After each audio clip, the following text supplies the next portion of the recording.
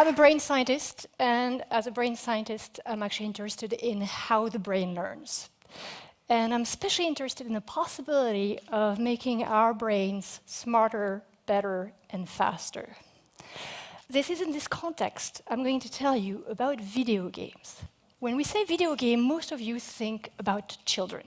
It's true, 90% of children do play video games. But let's be frank. When the kids are in bed, who is in front of the PlayStation? Most of you. The average age of a gamer is 33 years old, not 8 years old. And in fact, if we look at the projected demographics of video game play, the video game players of tomorrow are older adults. So video games is pervasive throughout our society. It is clearly here to stay. It has an amazing impact on our everyday life. Consider these statistics released by Activision. After 1 month of release of the game Call of Duty Black Ops, it had been played for 68,000 years worldwide, right? Would any of you complain if this was a case about doing linear algebra? So what we're asking in the lab is how can we leverage that power? Now I want to step back a bit. I know most of you have had the experience of coming back home and finding your kids playing these kind of games. The name of the game is to get after your enemy, zombie, bad guys before they get to you, right? And I'm almost sure most of you have thought, oh, come on, can't you do something more intelligent than shooting at zombies? I'd like you to put this kind of knee-jerk reaction in the context of what you would have thought if you had found your girl playing Sudoku or your boy reading Shakespeare, right? Most parents would find that great. Well, I'm not going to tell you that playing video games days in and days out is actually good for your health. It's not, and binging is never good. But I'm going to argue that in reasonable doses, actually the very game I showed you at the beginning, those action-packed shooter games, have quite powerful effects and positive effects on many different aspects of our behavior. There's not 1 week that goes without some major headlines in the media about whether video games are good or bad for you, right? You're all bombarded with that. I'd like to put this kind of Friday night bar discussion aside and get you to actually step into the lab. What we do in the lab is actually measure directly in a quantitative fashion what is the impact of video games on the brain. And so I'm going to take a few examples from our work. One first saying that I'm sure you all have heard is the fact that too much screen time makes your eyesight worse. That's a statement about vision. There may be vision scientists among you. We actually know how to test that statement. We can step into the lab and measure how good your vision is. Well, guess what? People that don't play a lot of action games, that don't actually spend a lot of time in front of screens, have normal, or what we call corrected to normal vision. That's okay. The issue is what happens with these guys that actually indulge into playing video games like 5 hours per week, 10 hours per week, 15 hours per week. By that statement, their vision should be really bad, right? Guess what? Their vision is really, really good. It's better than those that don't play. And it's better in 2 different ways. The first way is that they're actually able to resolve small detail in the context of clutter. And so that means being able to read the fine print on prescription rather than using magnifier glasses, you can actually do it with just your eyesight. The other way that they are better is actually being able to resolve different levels of gray. Imagine you're driving in the fog. That makes a difference between seeing the car in front of you and avoiding the accident or getting into an accident. So we're actually leveraging that work to develop games for patients with low vision and to have an impact on retraining their brain to see better. Clearly, when it comes to action video games, screen time doesn't make your eyesight worse. Another saying that I'm sure you have all heard around: video games lead to attention problem and greater distractibility. Okay. We know how to measure attention in the lab. I'm actually going to give you an example of how we do so. I'm going to ask you to participate, so you're going to have to actually play the game with me. I'm going to show you colored words. I want you to shout out the color of the ink, right? So this is the first example. Orange, good. Green, red, yellow, red, yellow. Green. You got my point, right? You're getting better, but it's hard. Why is it hard? Because I introduced a conflict between the word itself and its color. How good your attention is determines actually how fast you resolve that conflict. So the young guys here at the top of their game probably liked it a little better than some of us that are older. What we can show is that when you do this kind of task with people that play a lot of action games, they actually resolve the conflict faster. So clearly, playing those action games doesn't lead to attentional problems. Actually, those action video game players have many other advantages in terms of attention. And one aspect of attention which is also improved for the better is our ability to track objects around in the world.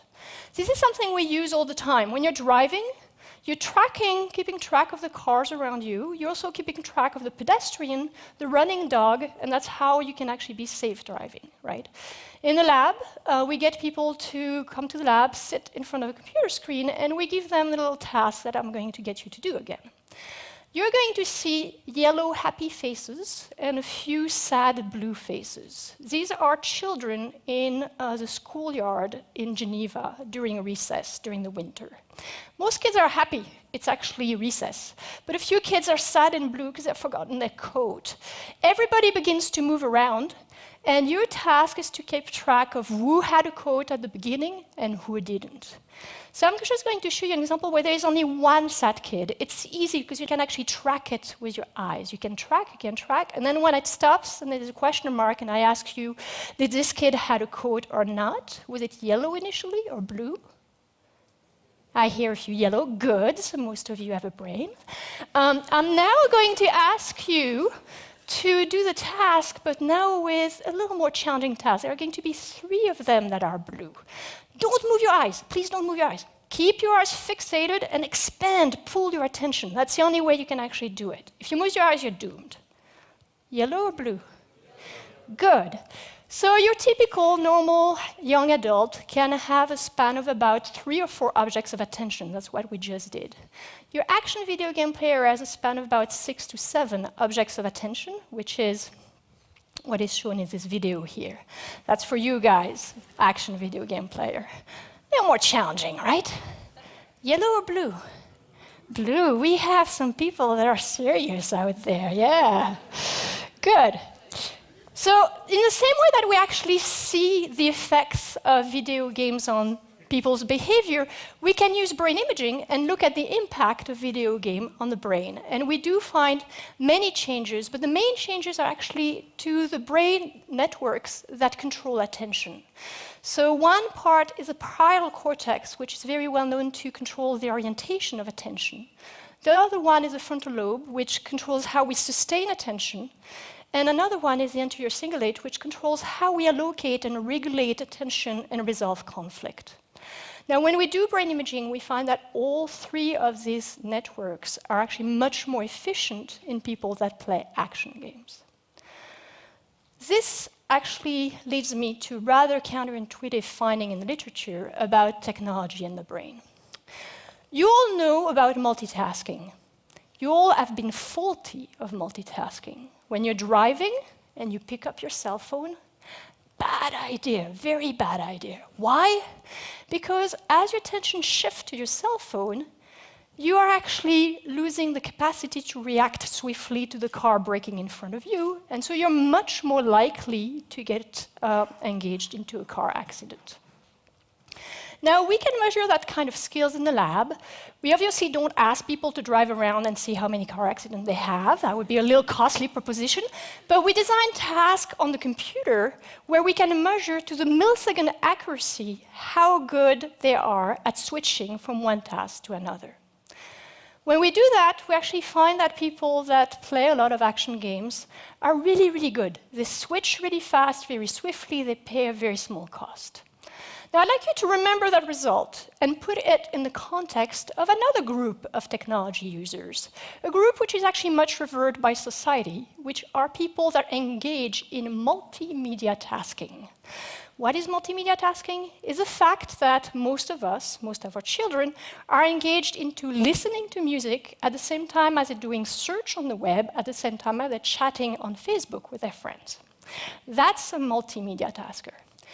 There was a first study done by colleagues at Stanford, and that we replicated, that showed that those people that identify as being high multimedia tasker are absolutely abysmal at multitasking. When we measure them in the lab, they're really bad, right?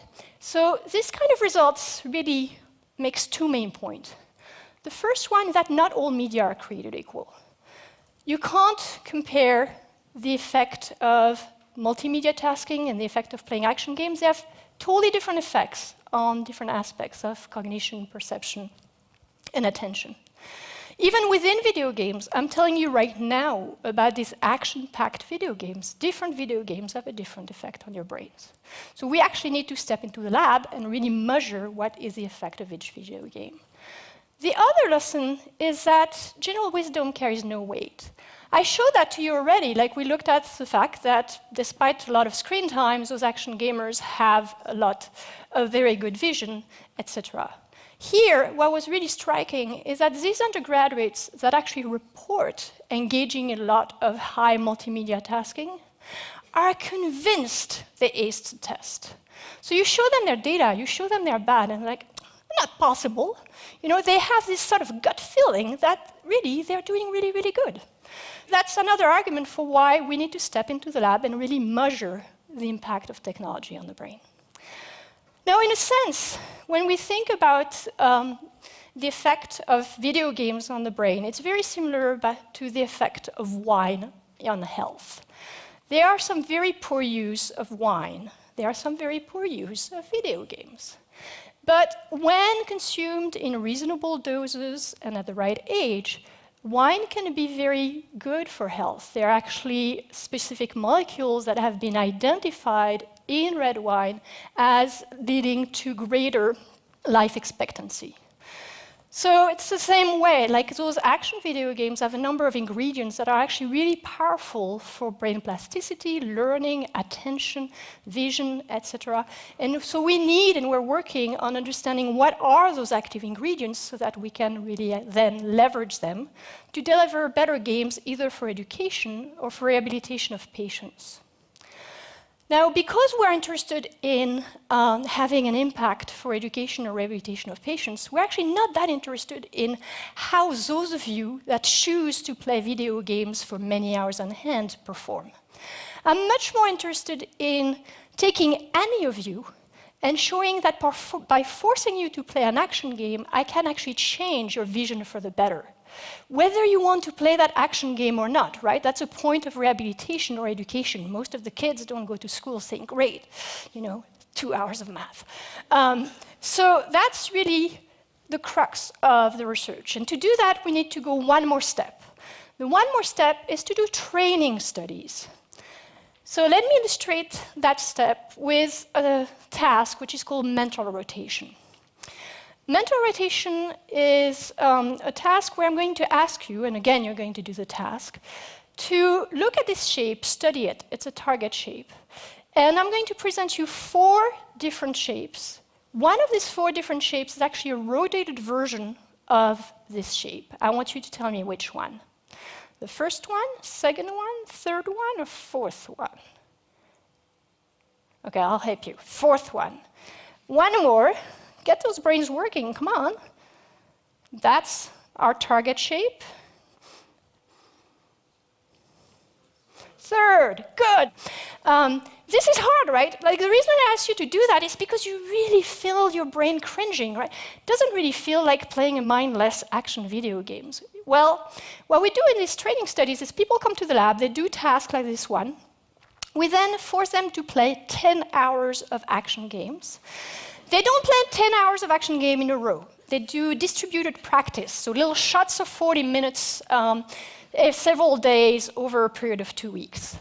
Then, once they're done with their training, they come back a few days later, and they're tested again on a similar type of mental rotation task. So this is work from a colleague in Toronto. What they showed is that initially, subjects perform where they're expected to perform given their age. After 2 weeks of training on action video games, they actually perform better. And the improvement is still there 5 months after having done the training. That's really, really important. Why? Because I told you, we want to use these games for education or for rehabilitation. We need to have effects that are going to be long-lasting. Now, at this point, a number of you are probably wondering, well, what are you waiting for putting on the market a game that would be good for the attention of my grandmother and that she would actually enjoy, or a game that would be great to rehabilitate the vision of my grandson who has amblyopia, for example? Well, we're working on it, but here is a challenge. There are brain scientists like me that are beginning to understand what are the good ingredients in games to promote positive effects. That's what I'm going to call the broccoli side of the equation. There is an entertainment software industry which is extremely deft at coming up with appealing products that you can't resist. That's the chocolate side of the equation. The issue is we need to put the two together, and it's a little bit like with food. Who really wants to eat chocolate-covered broccoli? None of you. And you probably have had that feeling, right? Picking up an education game and sort of feeling, it's not really fun, it's not really engaging. So what we need is really a new brand of chocolate. A brand of chocolate that is irresistible, that you really want to play, but that has all the ingredients, the good ingredients that are extracted from the broccoli that you can't recognize, but are still working on your brains. And we're working on it, but it takes to come and to get together brain scientists, people that work in the entertainment software industry, and publishers. So these are not people that you usually meet every day, but it's actually doable, and we are on the right track. I'd like to leave you with that thought, and thank you for your attention.